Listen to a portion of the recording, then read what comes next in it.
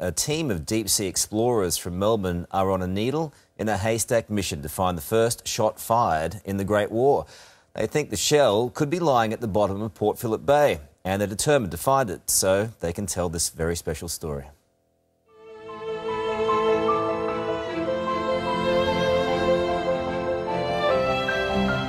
Somewhere out there lies the first shot fired in the First World War. It's a piece of our history, lost for a century, buried deep in Port Phillip Bay. Within months of that shell being fired, thousands of young Australians were fighting for their lives on the battlefields of Europe. It's just 6 inches, but historians say the unexploded shell that looks a lot like this one changed the Australia that was. It's an enormous story, really, out of one little piece of metal. It was August 5, 1914. 21-year-old Richard Stanley Veal, a junior officer in the Navy, was stationed at Point Nepean Fort when a heliograph message came through.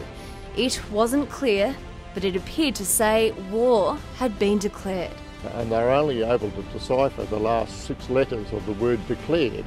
And as they were waiting for the signal to advise them that war had been declared, it was Veal who took the initiative in saying, well, that's what that signal must have been.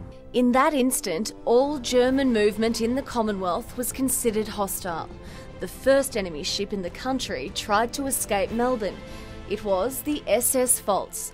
Young Stanley Veal made the split decision, issued the order, stop or sink her. They signalled at the Pfalz to stop. It didn't stop. In fact, the captain of the Pfalz ordered full steam ahead, and at that point Stan Veal ordered the first shot to be fired across the bow of the Pfalz.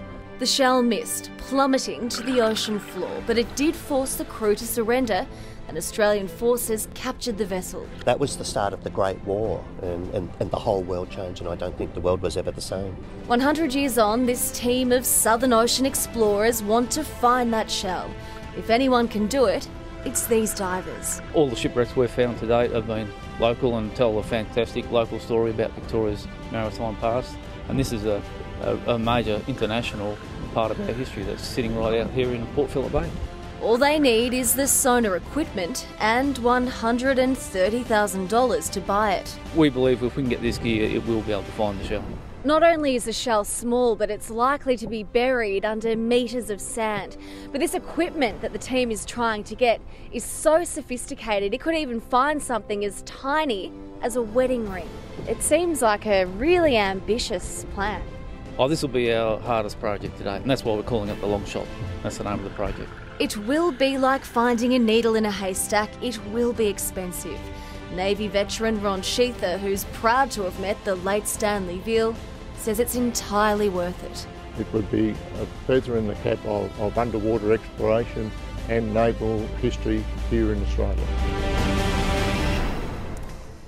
Yeah, very important piece, isn't it, of our history. If you would like to sponsor Project Longshot, you can visit indiegogo.com. That address right down there at the bottom of the screen, indiegogo.com. Try and help out.